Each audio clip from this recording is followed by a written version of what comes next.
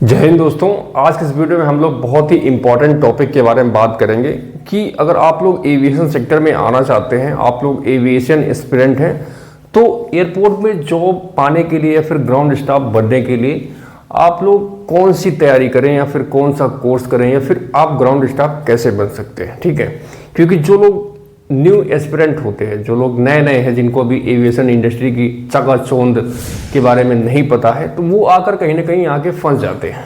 ठीक है, इसलिए अगर आप लोग सीरियस हैं एविएशन सेक्टर में आने के लिए तो आपको ये वीडियो पूरा देखना चाहिए।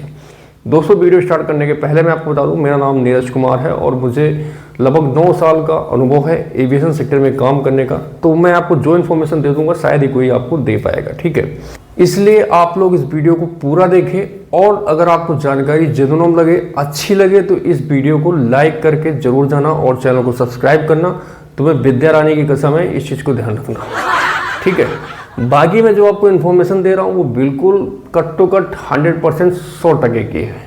ठीक है, तो स्टार्ट करते हैं जानकारी को। और आज की इस वीडियो में हम लोग बात करेंगे कि ग्राउंड स्टाफ की जॉब प्रोफाइल क्या होती है, एविएशन सेक्टर में कौन कौन से रोल होते हैं जिनमें आप लोग सेलेक्ट हो सकते हैं और उसके लिए क्वालिफिकेशन की क्या जरूरत पड़ती है, क्या वो रोल पाने के लिए हमें किसी स्पेसिफिक क्वालिफिकेशन या कोर्स की रिक्वायरमेंट होती है। ठीक है, आप लोग अगर ग्राउंड स्टाफ बनना चाहते हैं तो उसके लिए तैयारी कैसे कर सकते हैं, how to prepare for ground staff. उसके बाद ग्राउंड स्टाफ की सैलरी क्या होती है, सैलरी पैकेज क्या होता है। ठीक है, हाउ टू अप्लाई, आप लोग सही तरीके से एप्लीकेशन कहाँ से कर सकते हैं जिससे आप लोगों के साथ धोखाधड़ी ना हो। तो सारे बहुत ही इंपॉर्टेंट पॉइंट हैं, इसलिए आप लोग इस वीडियो को बहुत ही ध्यान से और इत्मीनान से देखें, जल्दबाजी नहीं कीजिए।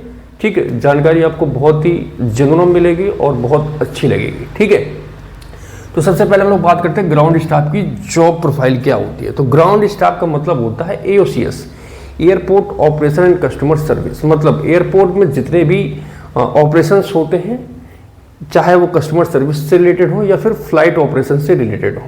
ठीक है, इसमें 2-3 डिपार्टमेंट होते हैं, जैसे कि security, customer service, ramp, helpers और ड्राइवर।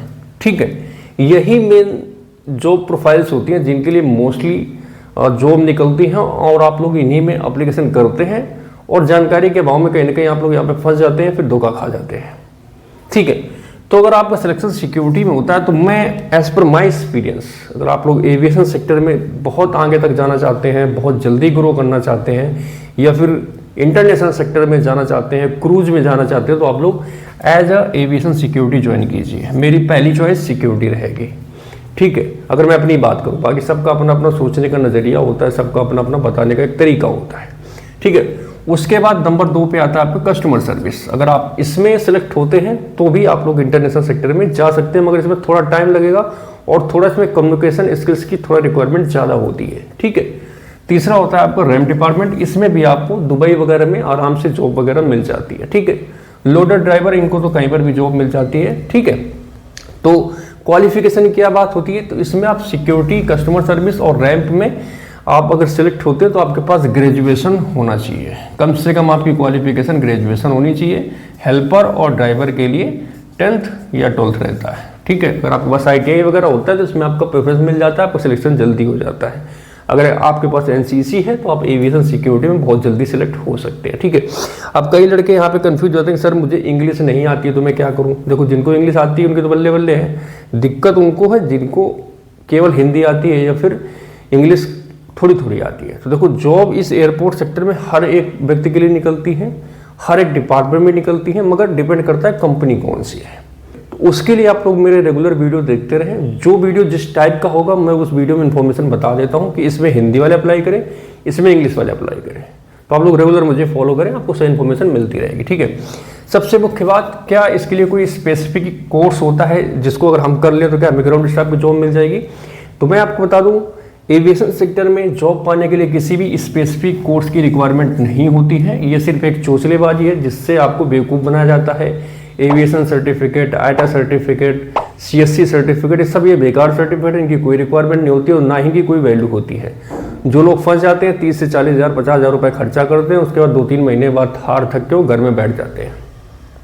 इससे अच्छा आप लोग 2 से 3 हज़ार रुपये खर्चा करके अपने ही सिटी में अगर आप लोग इंग्लिश स्पीकिंग का कोर्स कर लें तो वो आपके लिए बेहतर रहेगा। आपको जॉब मिले या ना मिले, मगर आपकी इंग्लिश इन्हेंस हो जाएगी, आपकी स्किल्स बढ़ जाएगी और आपको थोड़ा कॉन्फिडेंस लेवल भी बढ़ जाएगा। इसलिए मैं रिकमेंड करूंगा कि आप लोग इन फर्जी के सर्टिफिकेट के चक्कर में ना पड़ें। आप लोग अपने नज़दीकी शहर पर सब पता कीजिए सबसे अच्छा इंग्लिश स्पीकिंग सेंटर कहाँ पर है। अगर आपको सिटी पे नहीं मिलता तो आप ऑनलाइन बहुत से ऐसे ऐप हैं या फिर बहुत सारे यूट्यूब पर वीडियो मिल जाएंगे जिनका आप कोर्स खरीद सकते हैं, जहाँ से आप लोग इंग्लिश स्पीकिंग बहुत अच्छी तरीके से सीख सकते हैं और अपनी स्किल्स को इन्हेंस कर सकते हैं। ठीक है, तो आप लोग अपनी इंग्लिश स्पीकिंग पे काम कीजिए, स्किल्स पे काम कीजिए, जो आपकी हमेशा काम आएगी। अभी जॉब लगे तो ठीक है, नहीं लगी तो भी आपको काम आएगी। आपके जो कल को लड़के बच्चे होंगे आप उनको तो कम से कम पढ़ा सकते हो, नहीं उनको भी का कबूतर खास खरगोश सिखाओगे, है ना। तो हर चीज़ अपने स्वार्थ के लिए नहीं, कुछ आगे वाली जनरेशन के लिए भी सीख लो तो अच्छा रहेगा। ये जो मैं सलाह दे रहा हूँ इस चीज़ को निगेटिव वे में मत लेना, ठीक है। हाँ, तो आपको किसी भी सर्टिफिकेट नाम पर किसी को कोई पैसा वैसा नहीं देना है। वैसे अगर आप लोग चाहें तो मैं इंग्लिश स्पीकिंग के लिए मैं 2-3 बुक भी रिकमेंड आपको कर देता हूँ। ये आपको जो बुक दिख रहे हैं आपको इनके लिंक नीचे मिल जाएंगे डिस्क्रिप्शन में, आपको फ्लिपकार्ट में इजीली अवेलेबल हो जाएंगी। 200-400 की बुक होती हैं, आप इनको खरीद लीजिए। डेली बेसिस आप चलते फिरते पढ़ते रहिए, थोड़ा बहुत तो आपके काम ही आ जाए, कुछ ना कुछ तो सीखोगे कम से कम। और इसमें तो 50,000 रुपये खर्चा कर दो कुछ नहीं मिलेगा एविएशन सर्टिफिकेट, आईटा सर्टिफिकेट में, ठीक है। तो इनसे बच के रहना। तो मैंने आपको बता दिया कि ग्राउंड स्टाफ प्रिपरेशन के लिए आप लोग कोई इंग्लिश स्पीकिंग कर सकते हैं, इसके लिए कोई कोर्स की रिक्वायरमेंट नहीं होती है। क्वालिफिकेशन मैंने आपको बता दिया, security customer service RAM department के लिए ग्रेजुएशन, हेल्पर और ड्राइवर के लिए 10th 12th होना चाहिए, ठीक है। सैलरी की मैं आपको बता दूं, देखो अगर आप लोग हेल्पर सेलेक्ट होते तो आपकी सैलरी वही 16 से 18,000 के बीच में रहेगी, ठीक है। और इसके अलावा 1-2 कंपनियां हैं जो आपको 20-21 तक भी दे देती हैं हेल्पर के लिए, तो मतलब 16 से लेके 21,000 तक इसका सैलरी का रेंज रहता है हेल्पर के लिए। ड्राइवर के लिए भी आपका अगर आप इसमें RSA और UARD होता है, सीनियर ड्राइवर और जूनियर ड्राइवर, तो इसमें भी आपकी सैलरी वही 18 से स्टार्ट होती है और ये 24,000 तक करीब जाती है ड्राइवर के लिए। कस्टमर सर्विस, सिक्योरिटी और रैम्प, इनमें अगर आपका सिलेक्शन होता है तो आपकी सैलरी वही 22 से 25,000 के बीच में रहेगी। ये रेंज मैंने आपको बता दिया, 1-2 हज़ार आगे पीछे ऊपर नीचे कर लेना।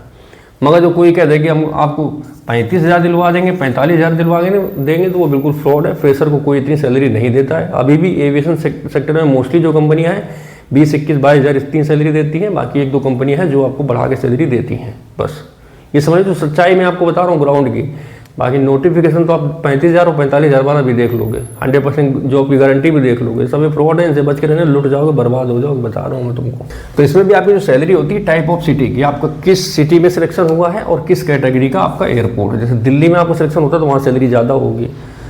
आपका बरेली में सिलेक्शन होता है तो छोटा एयरपोर्ट है, वहाँ सैलरी कम होगी। लखनऊ में होता है तो वहाँ पर सैलरी ज़्यादा होगी। प्रयागराज में होता है तो कम होगी, है ना। तो इसी तरीके जो बड़े ए सिटी वाले जहाँ पे मेट्रो चलती है, मेट्रो सिटी में आपकी सैलरी ज़्यादा रहेगी और बाकी नॉर्मल सिटी में आपकी सैलरी थोड़ा कम रहती है, ठीक है। अब आती है बात मेन मुद्दा कि आपको ग्राउंड स्टाफ के लिए एप्लीकेशन कहाँ से करना चाहिए। तो मैंने आपको स्टार्टिंग में ही बताया था, अगर आप लोग ग्राउंड स्टाफ बनना चाहते हैं, फिर एविएशन सेक्टर में आना चाहते हैं, तो आप लोग मेरा चैनल सबसे पहले सब्सक्राइब कर लें, क्योंकि एविएशन की कोई भी जॉब आती है तो 99% चांस होता है कि उसकी इन्फॉर्मेशन सबसे पहले मैं आपको ही दूंगा, सबसे पहले मेरे द्वारा ही आपको दी जाएगी, ठीक है। बाकी तो आपको इन्फॉर्मेशन बहुत लोग देते रहते हैं, मैं किसी को क्यों बोलूँ नाम लगा के। कोई साला पुलिस की वर्दी पहन के आ जाएगा, कोई साला पैरामिलिट्री फोर्स की टोपी लगा के आके जय हिंद बोल के। तो ऐसे लोगों से बच के रहो जिनको कुछ नहीं पता है, जो इस सेक्टर में है ही नहीं है, तो आपको क्या इन्फॉर्मेशन देंगे, क्या सलाह देंगे।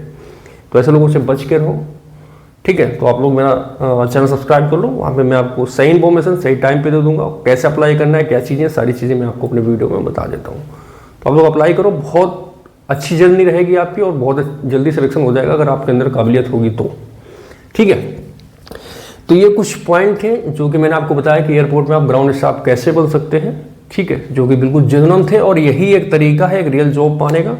बाकी पागल बनाने की 100 फैक्ट्रियाँ चल रही हैं, 100 कंपनियाँ चल रही हैं, तो उनसे आपको बचना है, दिमाग का यूज करना है, किसी के बहकावे में नहीं आना है, खुद जाके इंटरव्यू आपको स्वयं देना है, ठीक है। बाकी जानकारी अच्छी लगी तो इस वीडियो को लाइक कर देना और चैनल को सब्सक्राइब कर देना। विद्या रानी कसम है, अगर चैनल सब्सक्राइब नहीं किया तो समझ लेना, फिर सब्सक्राइब करो, सपोर्ट करो यार। बहुत गर्मी, देखो कितना पसीना आ रहा है, सब आप लोगों के लिए तो कर रहा हूँ ना, तो आप लोग थोड़ा करो, बटन दबाओ और थोड़ा सपोर्ट करो, ठीक है। तो आज इस वीडियो को यही खत्म करते हैं, बाकी आप लोगों से जल्दी मिलेंगे एक नए वीडियो में नई जानकारी के साथ। तब तक के लिए जय हिंद, वंदे मातरम।